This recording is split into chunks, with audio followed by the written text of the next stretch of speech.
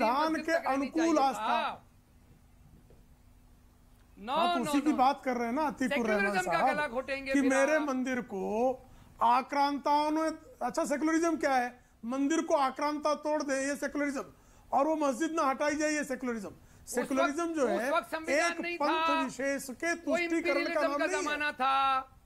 उस वक्त अब तो संविधान है ना, अब तो संविधान है ना, नहीं था, अब तो संविधान है ना, उस वक्त अब तो संविधान है ना, एक्सपांशन का जमाना था। एक सेकंड, हर राजा अपने कुल देवता को मानता था, जवाब सुन लेंगे ना, जवाब सुनेंगे नहीं, इतना व्यग्र क्यों हो रहे हैं जी? आप तो बहुत धैर्य से तर्कों को सुनते हैं, आपकी इतनी व्यग्रता का कारण क्या है अतीक भाई?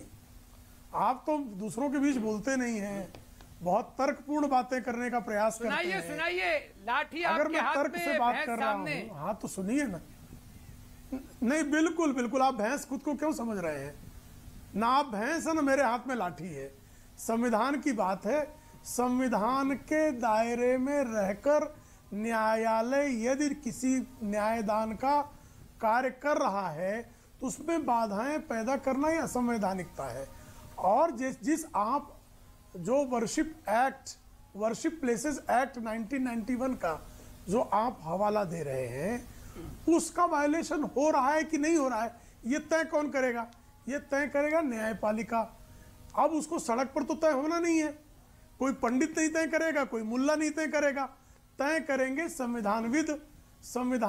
ये अधिकार किसको देते हैं? संविधान का कस्टोडियन कौन है? संविधान का कस्टोडियन न्यायपालिका है। ठीक है, मैं एक करके अतीकुर रहमान, मैं अजीज खान के पास चले जाता हूं, फिर मैं आपके पास आऊंगा। अजीज खान, बार बार संविधान की दुहाई दी जाती है, अगर संविधान ना होता तो 50 साल का 55 साल का रामलला के लिए इंतजार करना पड़ता। संविधान सम्मति तो रामलला के लिए 55 साल का इंतजार किया गया, आपकी सरकारों का भी उसमें योगदान रहा। देखिए अमीर जी, ऐसा है, ये पहले भी मैंने कहा और आज भी मैं कह रहा हूं, ये मुल्क जो है ये बहुत ही खूबसूरत मुल्क है, और ये मुल्क की सबसे बड़ी खूबसूरती ये है कि ये मुल्क संविधान से चलता है, आस्थाओं से नहीं चलता है, और वो संविधान की हम सारे लोग इज्जत करते हैं। नो डाउट कि यही गंगा जमुनी तहजीब है और यही हमारी कौमी एकता है, और यही कौमी एकता इस देश को मजबूत करता है अखंड करने से। सबसे पहली बात तो समझिए। दूसरी बात मैं बताना चाहता हूं, अबू आजमी कौमी एकता का, अबू आजमी आपके नेता, वरिष्ठ नेता कौमी एकता को मजबूत कर रहे हैं, जब वो कहते हैं बीजेपी के मुंह पे खून लग गया है।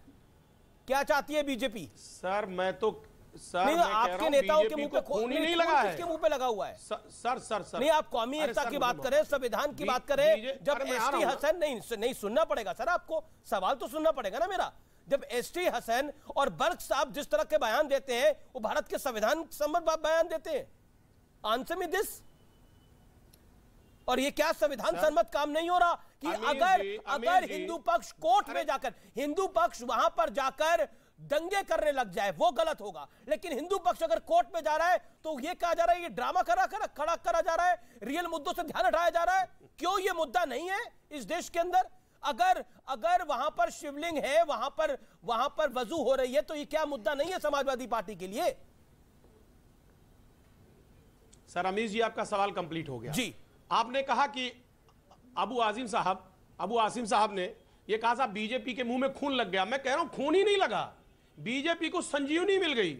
जिस तरीके से आज देश भटक रहा है तमाम समस्याओं से, तमाम बड़ी बड़ी समस्याएं हैं, संजीवनी मिल गई, क्योंकि आज देश को जवाब नहीं देना है, क्योंकि मुद्दे से कहीं ना कहीं बड़े स्तर पर भटकाया दिया जा रहा है।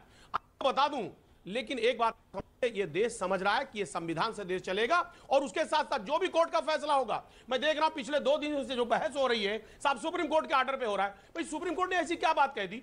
सुप्रीम कोर्ट ने कहा साहब ये मालिकाना हक की लड़ाई नहीं है, पहला सवाल कहा साहब। दूसरी बात कहा कि नमाज पढ़ सकते हैं, नमाज पे कोई प्रतिबंध नहीं है। तीसरी बात शिवलिंग पे कहा कि शिवलिंग के दावे वाली जगह पे, दावे वाली, नोट किया जाए, दावे वाली जगह को सुरक्षित किया जाए। क्यों सुरक्षित किया जाए? उसकी वजह है कि कोई उस पर नुकसान ना पहुंचाए, तोड़फोड़ ना करे, कोई दिक्कत ना पैदा करे, जिससे कौमी इत्तेहाद ना बिगड़ने पाए, लॉ एंड ऑर्डर ना बिगड़ने पाए। जो भारत एक खूबसूरत देश है। ओके, जवाब रिजवान अहमद कुछ कहना चाहते हैं? ये विष्णु शंकर जैन जो वकील है इस केस में, वो मुझे ज्वाइन कर रहे हैं इस समय। हम सबको इंतजार करना चाहिए, ठीक है, हम सबको इंतजार करना चाहिए कोर्ट के फैसले का, उसका सम्मान करना चाहिए, उसका आदर करना चाहिए। जी अमीश भाई, जय हिंद, वंदे मातरम। अमीश भाई 72 घंटे से ज़्यादा हो गए, देश संविधान से चलेगा, संविधान से चलेगा। अरे संविधान कोई गाड़ी नहीं है या कोई ड्राइवर नहीं है, ये जो पूरी व्यवस्था है यही संविधान है। ये जो न्यायालय हैं यही संविधान है, डिस्ट्रिक्ट मजिस्ट्रेट संविधान है, डीजीपी संविधान है। जो लोअर कोर्ट ने वीडियोग्राफी का ऑर्डर दिया, ये क्या हिंदू पक्ष किसी खाप पंचायत से लेके आया था क्या? या जो सुप्रीम कोर्ट में मुसलमान गए थे वो क्या डेरा सच्चा सौदा के दरबार में चले गए थे क्या? अरे भाई संविधान कोई डंडा नहीं है, ये व्यवस्था ही संविधान है।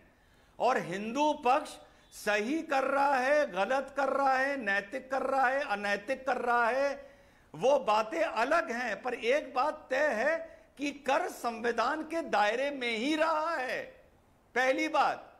दूसरी बात, सुप्रीम कोर्ट ने अगर वीडियोग्राफी के आधार पर लोअर कोर्ट ने एक एरिया को सुरक्षित किया और सुप्रीम कोर्ट ने उस वीडियोग्राफी को अल्ट्रा वायरस या गैर कानूनी या आर्टिकल 91 का सेक्शन लॉ ऑफ 91 का उल्लंघन नहीं माना, तो खुदा के वास्ते अब तो संविधान की तजवी मत पढ़ो ना, ये सब संविधान से ही हो रहा है। संविधान के बाहर भागने का शौक तो हम मुसलमानों को है, तो संविधान मत करो, सब संविधान से हो रहा है। अगर वो मंदिर नहीं है तो कोई उस मस्जिद का एक ईंटा भी इधर से उधर नहीं कर सकता। जवाब अतीकुर रहमान कुछ कहना चाहते हैं, then I will get in Vishnu Shankar. Atiqur Rahman ji Amish भाई, बड़ी अच्छी बात की प्रेम शुक्ला जी ने संविधान के बारे में। तो अगर आस्था की बात करना है, संविधान के दायरे में रहकर आस्था की बात करना है, तो इसमें एक और क्लोरली निकल के आती है कि आस्था सभी सिटीजन्स की बराबर होगी, इक्वालिटी मेंटेन होगी या मेंटेन नहीं होगी। यहां पर अगर आप ये समझते हैं कि मेजॉरिटेरियन हेजेमोनी से आप किसी भी दूसरे समुदाय को नीचा दिखाएंगे, उनके राइट्स को रौंदेंगे, तो क्या ये संविधान के तहत सही होगा? नीचा दिखाने की बात हो रही है। अब अगर बात आ रही है कि सुप्रीम कोर्ट में संविधान तो सुप्रीम कोर्ट में तो अभी भाई दलील चल रही है ना। नहीं, किस समुदाय को नीचा दिखाने की बात हो रही है? एक second, Vishnu Shankar Jain wants to make a point. Vishnu Shankar Jain wants to make a point. Vishnu Shankar Jain court में अभी फुल स्टॉप नहीं लगा है किसी बात पर। विष्णु शंकर जैन, एक समुदाय को नीचा दिखाने की बात करेंगे तो वो गलत है, लेकिन ऐसा तो नहीं हो रहा या ऐसा हो रहा है? देखिए अमीश जी, मैं ये बात कहना चाहता हूँ कि अगर एक पक्ष ये कह रहा है कि एक मंदिर है और दूसरा पक्ष ये कह रहा है कि ये मस्जिद है, तो ये जो डिस्प्यूट है ये तो कोर्ट ही सॉल्व कर सकती है ना। आज जितने लोग प्लेसेस ऑफ वर्शिप एक्ट का आर्ग्यूमेंट कर रहे हैं, इनसे जरा पूछिए कि अगर places of worship act apply करोगे भैया तो अल्टीमेटली होगा क्या, उसका अंत क्या होगा? उसका अंत ये होगा कि हिंदू समाज अपनी आवाज को लेके कोर्ट में नहीं जा सकता है। फिर क्या होगा? फिर कहीं ना कहीं तो आवाज लेके जाएगा। अगर पॉलिटिकल लीडरशिप के पास लेके जाता है और उसकी लीडरशिप उस आवाज को मान के एक्ट पास करता है, जैसा प्लेसेस ऑफ वर्शिप एक्ट है वैसा ही एक्ट अगर पार्लियामेंट पास करती है, तो क्या आप उसको मानेंगे? तब आप कहेंगे ये तो न्याय नहीं हुआ। तो न्याय के लिए ही तो कोर्ट गए। आज ये सारे लीडर्स आज आपको सारे चैनलों पे भड़का रहे हैं और मतलब अननेसेसरी गुमराह कर रहे हैं। ओवैसी साहब या जितने ही अतीकुर रहमान, इन लोग से पूछिए कि भैया प्लेसेस ऑफ वर्शिप एक्ट अगर अप्लाई नहीं, सिर्फ भड़काया नहीं, सिर्फ मैं इस पॉइंट से डिफर करता हूं। ये कोई कौन भड़का रहा है कौन नहीं भड़का रहा उसका निर्णय तो बाद में होगा, लेकिन इस देश के अंदर कई लोग शिवलिंग का मजाक जरूर उड़ा रहे हैं।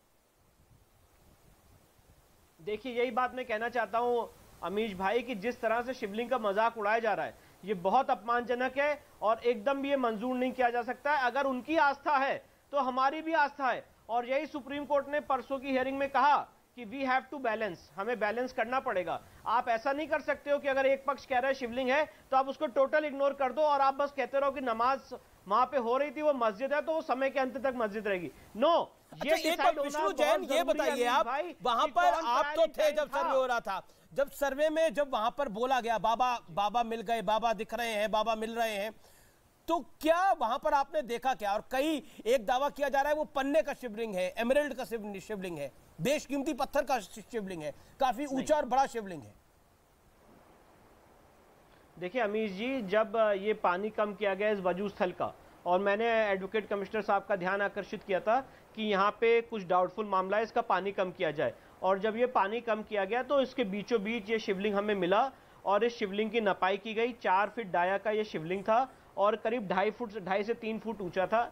इसको इन्होंने इस वॉल, टैंक वाली वॉल से ढक रखा था, और ये ठीक नंदी के सामने 83 फीट नंदी से इसकी दूरी है, और इसको ये कह रहे थे फव्वारा है, तो उस फव्वारे के लिए बोला गया कि भैया ये फव्वारा है तो फव्वारा चला के दिखाओ, चला के दिखाओ फव्वारा। मैं तो चैलेंज करता हूं सबको, अगर ये फव्वारा है तो इस फव्वारे को चला के दिखाइए। और एक स्टिक भी डाला गया कि भैया पानी ये कितना गहरा है जरा देखा जाए।